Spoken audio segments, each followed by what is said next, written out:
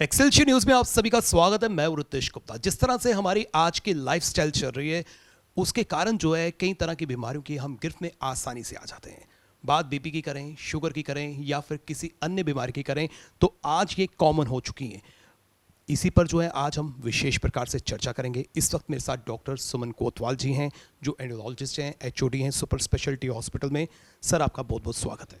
Thank you Ritesh. Sir जिस तरह से हमारी लाइफस्टाइल है, इस लाइफस्टाइल में जो है हमें कई तरह की बीमारियां देखने को मिल रही हैं। ब्लड प्रेशर की बात करें, शुगर की पर्टिकुलर बात करें, तो मैं ये आपसे जानना चाहता हूं कि शुगर कितनी खतरनाक बीमारी है।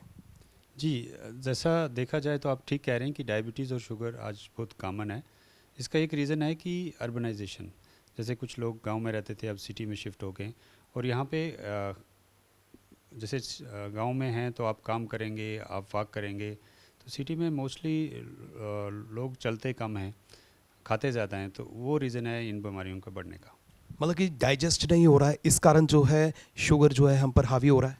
डाइजेस्ट की बात नहीं है, कैलोरीज जैसे जो हम खाते हैं ना उसको हम कैलोरीज में काउंट करते हैं। मान लीजिए आपकी रिक्वायरमेंट 13-1400 है, तो बट उसमें जो आपकी बॉडी की रिक्वायरमेंट है तो वो ठीक है। बट जो आप ऐड ऑन करते जाते हो, जैसे आप खाना ही नहीं खाते हैं, दिन में आप स्नैक्स ले लेंगे, कुछ जंक फूड ले लेंगे, तो वो ऐड हो जाता है। तो वो स्लोली स्लोली बॉडी में बिल्डअप हो जाता है। ऐसा नहीं कि वो डाइजेस्ट नहीं होता, डाइजेस्ट हो जाता है, बट वो आपकी बॉडी में स्टोर हो जाता है और स्टोर से आपकी ओबेसिटी बढ़ने लगती है, आपका वेट बढ़ने लगता है। वेट तो नंबर 1 काज है इन बीमारियों का बढ़ने का। जिस तरह से मील्स की बात की आपने कि मील्स अगर स्किप हो जाती है तो तब भी जो है ये शुगर हम पर हावी हो जाती है। नहीं, ऐसा नहीं है। मील्स तो टाइम से खाना चाहिए और कम खाना चाहिए। जो नट्स में मैं आपको बताऊं कि टाइम टाइम से खाओ, कम खाओ।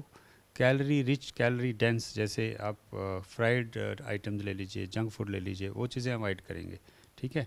और जितनी आपकी रिक्वायरमेंट है, जैसे आपको डॉक्टर या आपको डाइटिशियन बताता है कि आपको इतना खाना है, उतना ही खाना है। मान लीजिए कभी थोड़ा हो जाता है और आपकी लाइफ स्टाइल आपको अच्छे रखने हैं, आप एक्टिव रहेंगे, आप at least half an hour exercise per day करेंगे, ठीक है। और अगर आप जिम लवर हैं तो जिम भी जा सकते हैं, आधे घंटे का जिम कर लीजिए, आधा घंटा वॉक कर लीजिए। या मोस्ट ऑफ द टाइम कुछ लोग घर में भी योगा एक्सरसाइज कर सकते हैं, ज़रूरी नहीं है जिम में ही जाना है। बट रेगुलर करना है, ये नहीं एक दिन किया और फिर हफ्ता 10 दिन के बाद किया। Regular 30 minute exercise per day on most of the days करना है। जो रिकमेंडेशन है डायबिटीज़ के पेशेंट्स को, वो उसी से फिट रह सकते हैं। लोगों में ये मिथ भी है जो ज़्यादा चीनी खाते हैं शायद उन्हें शुगर होती है, ये मिथ।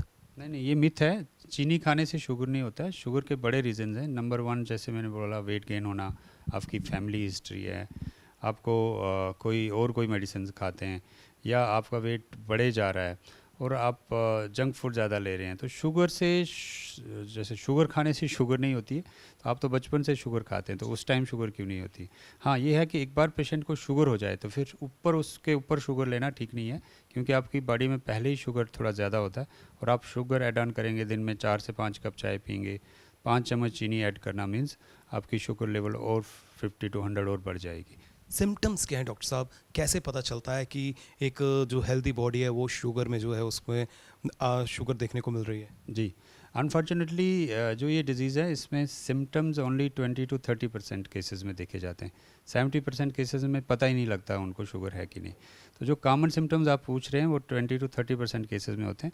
जैसे पेशाब ज़्यादा आता है, प्यास ज़्यादा लगती है, या कोई ज़ख्म आया तो लेट आता है, ठीक है। आपका वज़न कम हो रहा है, आपकी आँखों की रोशनी में थोड़ा फ़र्क पड़ रहा है, आपका वेट लॉस हो रहा है, ठीक है। और आपको अगर फीमेल्स में थोड़ा सा जेनिटल इन्फेक्शंस रिकरेंट हो रहे हैं तो आपको डायबिटीज़ चेक करानी चाहिए। बट मैं फिर कह रहा हूँ कि 20 से 30% में सिम्टम्स आते हैं, और मैं कहता हूँ कि वो लकी हैं कि उनको सिम्टम आए तो उनकी शुगर पिक हो जाएगी। अदरवाइज़ ये साइलेंट डिजीज़ है। जैसे इसका नाम ही मधुमेह है, तो ये मधुमेह है, मीठी बीमारी है, अंदर से खाती रहती है, पता नहीं देती है। इसलिए रिकमेंडेशंस हैं कि आफ्टर 35 ईयर्स आपको शुगर ज़रूर चेक करनी चाहिए। शुगर बिना चेक करे पता नहीं लगता है। तो 35 ईयर्स के बाद आपको at least once in a year check करना है। अगर आपका नॉर्मल आता है तो आफ्टर एवरी 2-3 ईयर्स चेक करना है। और आपके पेरेंट्स को शुगर है, आप ओबीस हैं, मतलब आपका वेट ज़्यादा है, आप को प्रीवियस हिस्ट्री है कि थोड़ी सी शुगर कहीं अबनॉर्मल आई थी, तो उसको नज़रअंदाज नहीं करना है। आपने शुगर अपना चेक करते जाना। शुगर का एक ही टेस्ट है, बड़ा सिंपल है, कहीं पे भी लोकल लैब में हो सकता है, 20 to 50 रुपीज़ कास्ट करता है। उसी से पता लगता है कि आपको शुगर है कि नहीं है। डॉक्टर साहब, हाई शुगर और लो शुगर कितनी हार्मफुल हैं? हाँ, दोनों हार्मफुल हैं, बट लो शुगर जो है वो एक्यूटली हार्मफुल है। मीन्स आपको आज शुगर कम होती है, जैसे हमारे जो टारगेट्स हैं हमारी शुगर नॉर्मल पेशेंट्स, नॉर्मल जो जिनको डायबिटीज़ नहीं है उनको फास्टिंग 100 से नीचे रहनी चाहिए, दैट मीन्स 70 to 99, ठीक है। बट जिनको डायबिटीज़ है, ऑन मेडिसिन हैं या परहेज़ कर रहे हैं, उसके जो टारगेट्स हैं 80 to 130 है। तो 80 to 130 मीन्स मिडल में रहना चाहिए, 100 to 110 फास्टिंग रहना ज़रूरी है। तो अगर पेशेंट की एकदम से शुगर कम हो जाए, जैसे 70 से कम को हम हाइपोग्लाइसीमिया कहते हैं, तो वो डेंजरस है। अगर 70 से थोड़ी सी कम है, पेशेंट होश में है, तो उसको जल्दी से जल्दी चीनी कम से 15 से 20 ग्राम देनी चाहिए और आधे घंटे में शुगर देखना चाहिए। और आधे घंटे में अगर शुगर उसका नॉर्मल रेंज में आ जाता है, फिर कुछ घर में जैसे कोई मिक्सचर, दाल फुल्का वो ले सकता है, सो दैट उसकी शुगर फिर डिप ना हो जाए। बट अगर मान लो पेशेंट की शुगर ज़्यादा कम हो जाती है और घर में अकेला है और उसको उतनी होश नहीं है कि वो चीनी खाए, तो उस कंडीशन में ये डेंजरस हो सकता है। उस कंडीशन में जल्दी से जल्दी पेशेंट को हॉस्पिटल पहुंचना है। या दूसरी सेंस में जो दूसरी कंडीशन मैंने बताई, इसके जैसे माइल्ड हाइपोग्लाइसीमिया में आप चीनी देने से ठीक कर सकते हैं, बट पेशेंट बेहोश हो गया, जैसे उसकी शुगर 20-30 है, तो उस कंडीशन में आप घर में कुछ नहीं कर सकते, जल्दी से जल्दी उसको नियर बाय हॉस्पिटल में लेना है, सो दैट वो आपको आईवी ड्रिप, ग्लूकोज की ड्रिप लगा लें और आपकी शुगर नॉर्मल हो जाए। तो जो हाइपोग्लाइसीमिया है वो डेंजरस इस कंडीशन इसमें है कि एक्यूटली प्रॉब्लम करता है। जो हाई शुगर है, तो नॉर्मली 200, 300, 400, जैसे मैंने कहा, कुछ पेशेंट्स को पता ही नहीं होता उनको शुगर है कि नहीं, क्योंकि उसके सिम्टम्स आते नहीं हैं। But slowly over the years वो आपको कॉम्प्लिकेशन करनी शुरू कर देती है। जैसे आपकी शुगर आपके हर ऑर्गन को अफेक्ट कर सकती है। आप अगर सिर से पाँव तक लेंगे तो हर चीज़ को शुगर अफेक्ट करती है। इसीलिए high sugar over the years आपको और बीमारियां बना सकती है। इसीलिए दोनों खतरनाक है, हाई शुगर भी खतरनाक है, लो भी खतरनाक है। डॉक्टर साहब, एक बार जो मेडिसिन लेना शुरू करता है, क्या उसकी मेडिसिन जो हैं रिड्यूस होती हैं, या कुछ ऐसा वक्त भी आता है कि मेडिसिन जो है उसे ख़त्म कर देते हैं, मीन्स मेडिसिन नहीं लेने की ज़रूरत पड़ती है? जी, ऐसा है, जैसे अगर इनिशियली आपको डायबिटीज़ आती है तो आपको फर्स्ट ईयर में मे बी डाइट एक्सरसाइज से ही ठीक हो जाए। बट ये जब बीमारी एक बार आ गई तो आपको मतलब आपको शुगर है, ये जाती नहीं है, तो आपको ओवर द ईयर्स थोड़ी थोड़ी मेडिसिन आपको लगेंगी। बट कभी कभी पेशेंट क्या होता है, मान लीजिए बहुत ओबीस है और वो अपना वेट लूज़ करता है, अपने लाइफस्टाइल चेंज करता है, तो हमने देखा कि कभी 2-3 साल भी पेशेंट्स को मेडिसिन नहीं खानी पड़ती, डाइट एक्सरसाइज से भी ठीक हो सकता है। बट एक और मिथ है जो आप कह रहे हैं कि एक बार लग गई, ऐसा नहीं है। मैं फिर कह रहा हूँ, कभी कभी हम पेशेंट्स को 400-500 शुगर करके आता है तो हम उसको फर्स्ट कहते हैं कि आप इंसुलिन करिए। इंसुलिन उसको हफ्ता 10 दिन लगती है और 2-3 महीने में उसकी मेडिसिन भी बंद और इंसुलिन भी बंद हो सकती है। बट आने वाले टाइम में ऐसा नहीं कि उसकी डायबिटीज़ गायब हो जाएगी, आएगी कभी साल बाद, कभी 2 साल बाद, कभी 3 साल। इसीलिए शुगर को चेक रखना ज़रूरी है। मेन डायग्नोस कैसे करते हैं, कैसे पता चल जाता है? इसको बड़ी इजी है डायग्नोसिस करना, जैसे मैंने कहा 50 रुपीज़ के टेस्ट से आप इसको डायग्नोस कर सकते हैं। डायग्नोसिस के लिए हम 2-3 चीज़ें लेते हैं, या तो आपका खाली पेट वाला शुगर जिसको हम फास्टिंग कहते हैं, या वो चेक कीजिए। अगर वो 126 से ज़्यादा है तो उसको हम डायबिटीज़ बोलते हैं।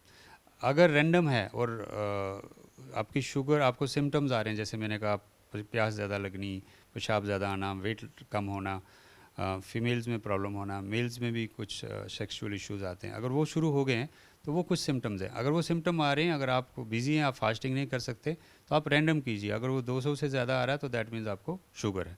तीसरी कंडीशन में हम HbA1c करते हैं, वो टेस्ट अराउंड 400-500 का होता है। अगर उसका लेवल मोर देन 6.5% है तो उससे भी डायग्नोसिस हो सकता है। तो 3 चीज़ें मैंने बताई, फास्टिंग, HbA1c या रैंडम शुगर अगर पेशेंट को सिम्टम्स है। डॉक्टर साहब, आखिर में आप हमारे व्यूअर्स को क्या एडवाइस देना चाहते हैं? जी, डायबिटीज़ अगर हो तो घबराना नहीं है, इसका पक्का इलाज है। कुछ चीज़ें आपके हाथ में हैं, जैसे एक्सरसाइज, डाइट करना, और कुछ चीज़ें डॉक्टर्स आपको मेडिसिन देंगे, वो ऐसी मेडिसिन देंगे जो आपको आने वाले टाइम में, फ्यूचर में आपको कॉम्प्लिकेशन से बचाने में हेल्प करेंगी। मोस्ट इम्पॉर्टेंट है आपको शुगर नॉर्मल रखना और फिर अदर ऑर्गन्स को बचाना, जैसे आपकी आइज़, आपका हार्ट, आपका ब्रेन अफेक्ट हो सकता है, जो वाइटल ऑर्गन्स हैं। फिर मैंने बताया कि किसी भी पार्ट को ये अफेक्ट कर सकती, बट वाइटल ऑर्गन्स को बचाने के लिए डॉक्टर पहले दिन से ही आपको ऐसी मेडिसिन देते हैं कि आपको वो चीज़ें ना हो। जो प्री डायबिटिक हैं उन्हें क्या करना चाहिए? अच्छा, प्री डायबिटिक उनको कहते हैं जिनकी शुगर मान लीजिए डायबिटिक रेंज में नहीं है। हाँ, नॉर्मल से जैसे ज़्यादा है, जैसे 100 टू 125 इज़ प्री डायबिटीज़, या आप नॉर्मली हम रैंडम शुगर 140 से नीचे मानते हैं। अगर किसी का 140 टू 199 आ रहा है तो उसको हम प्री डायबिटीज़ बोलते हैं। प्री डायबिटीज़ को हम डायबिटीज़ होने जाने में बचा सकते हैं। अगेन वही है, रेगुलर एक्सरसाइज, डाइट एंड उसके बाद योगा वो कर सकते हैं। अगर आपको प्री डायबिटीज़ है तो आप इससे बच सकते हैं। जैसे आपको शुगर, अगर आप परहेज़ नहीं करते हैं, आप वॉक एक्सरसाइज नहीं करते हैं तो 6 महीने 3 महीने में हो जाएगी।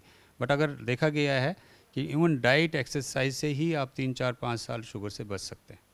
बहुत बहुत शुक्रिया डॉक्टर साहब, आपने समय दिया। जिस तरह से हमारी दिनचर्या की बात करें, हमारी दिनचर्या जो है बिल्कुल जो है प्रभावित हो रही है। अब वक्त आ गया है कि हमें जो है अपनी सेहत का जो है ख्याल रखना है। इसमें जो है आपको डाइट जो है वो बैलेंस डाइट जो है वो लेनी चाहिए और रेगुलर एक्सरसाइज करनी चाहिए ताकि इन बीमारियों की गिरफ्त में जो है आप ना आ सकें।